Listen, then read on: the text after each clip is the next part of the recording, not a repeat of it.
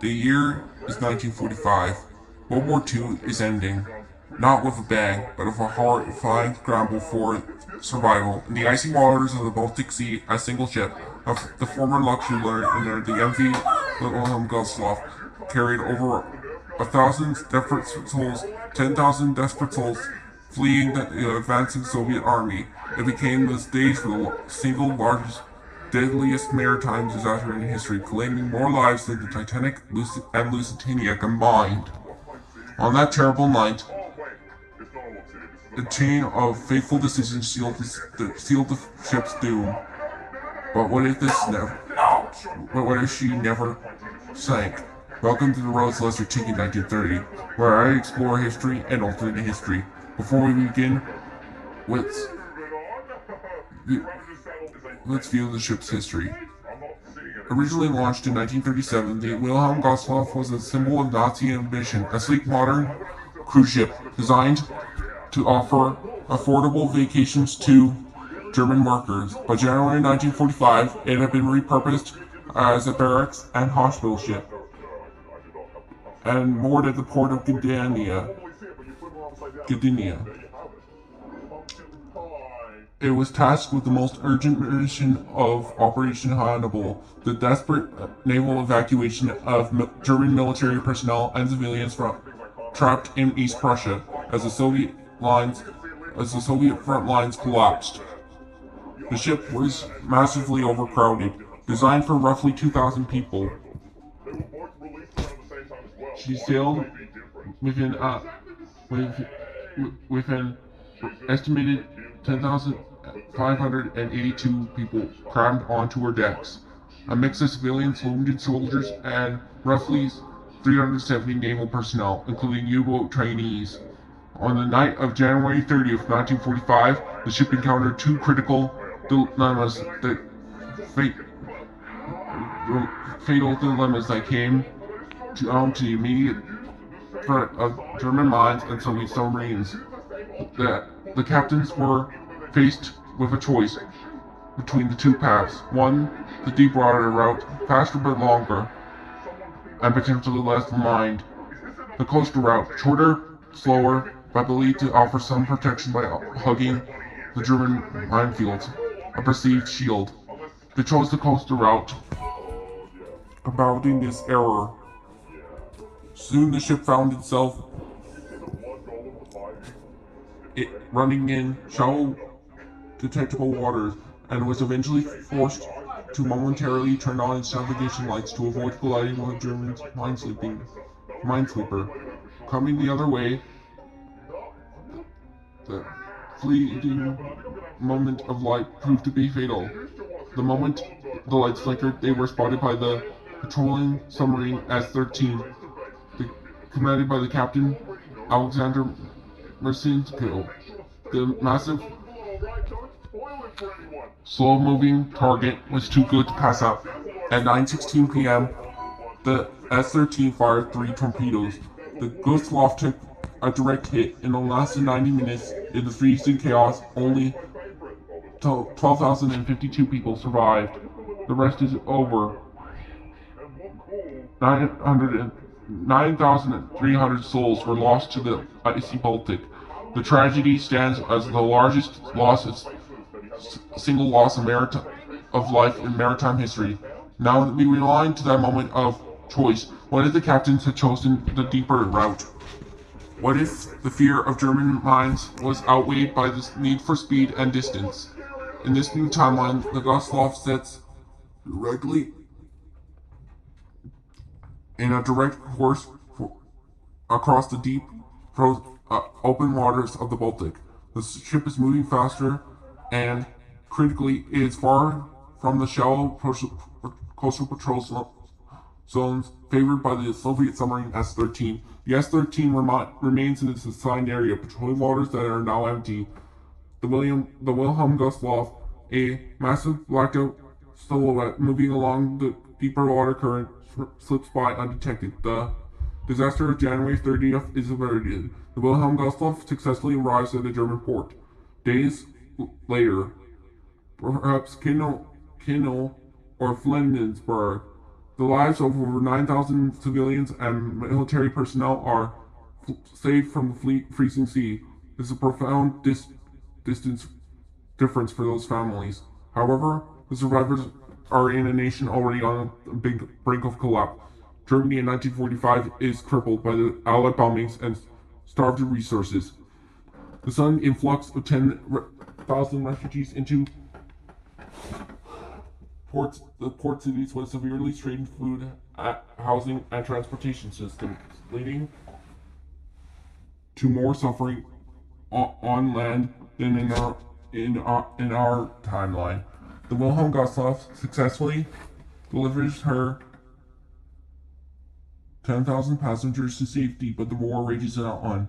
The ship, now having served its final duty in Operation Hannibal, is laid up in an occupied German port, perhaps Kiel or Flensburg, as the war concludes in May in 1945. Unlike most German vessels, which were directly seized as war prize, the Wilhelm Gustloff is returned to the German state entity, which pending reparation negotiations. Due to the complexity of reparations and perhaps recognizing the need to liquidate assets to rebuild Germany, the ship is decided not by a naval commission but by auction. She's deemed too damaged from her wartime service for immediate cost-effective use by the depleted Allied naval powers, yet too vulnerable to be scrapped outright. Caesar and her precious military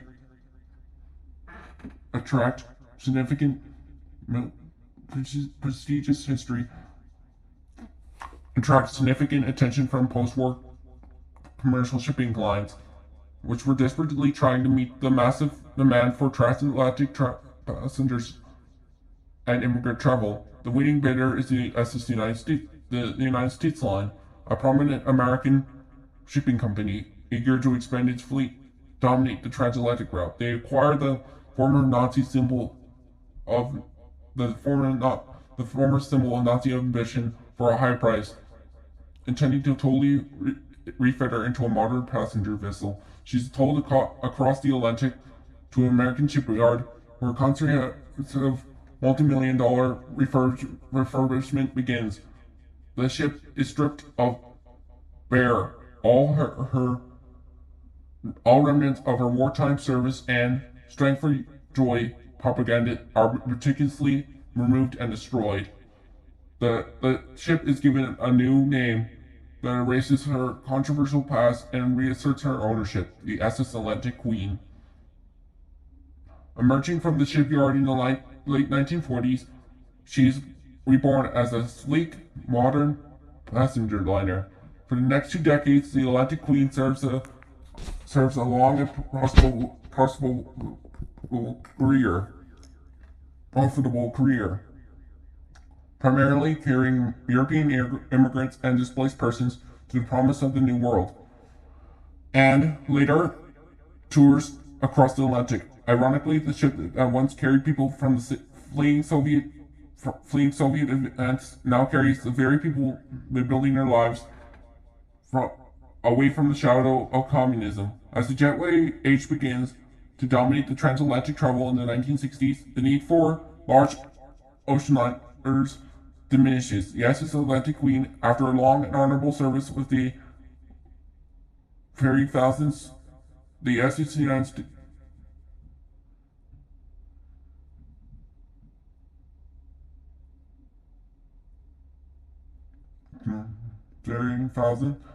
the SS United States Line is looking to modernize its fleet. It puts the reliable but aging SS Atlantic Queen up for sale again. This time she's purchased by the renowned Chandlerless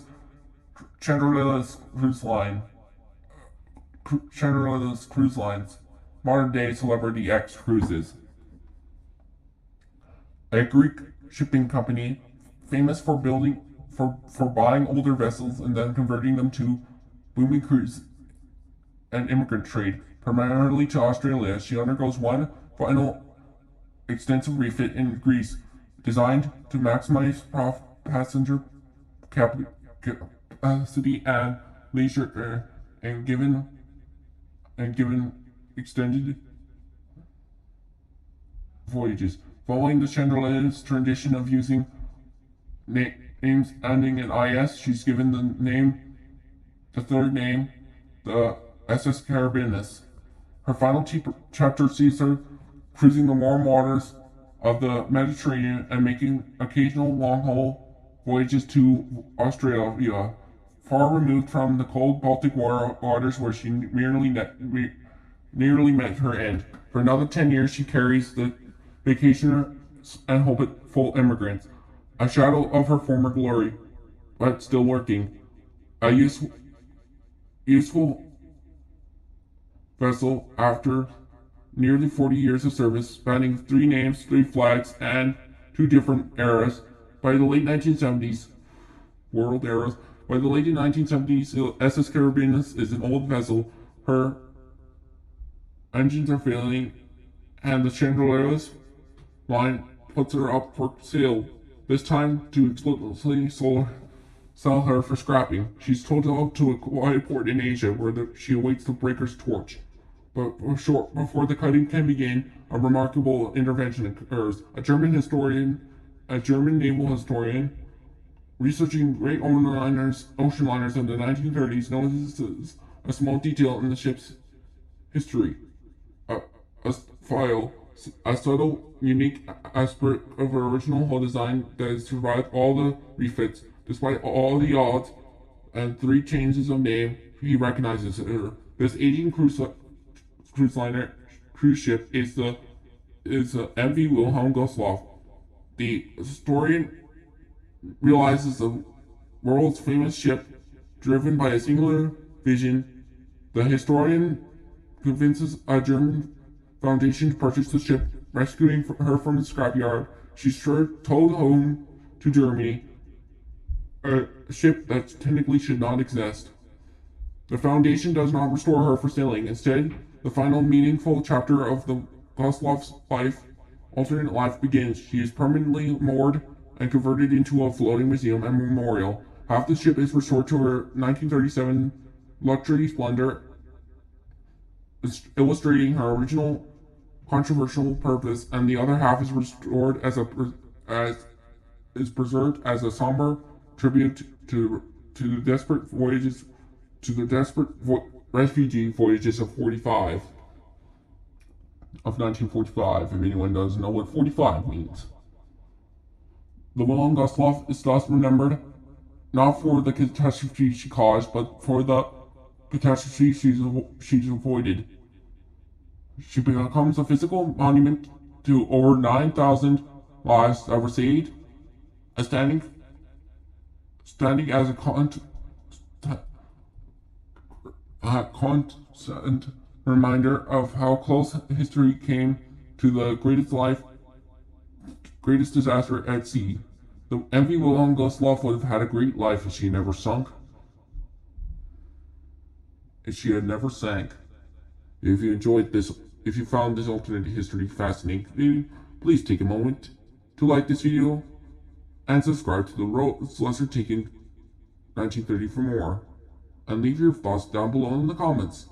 This is the Rose Lesser Taken 1930 signing off.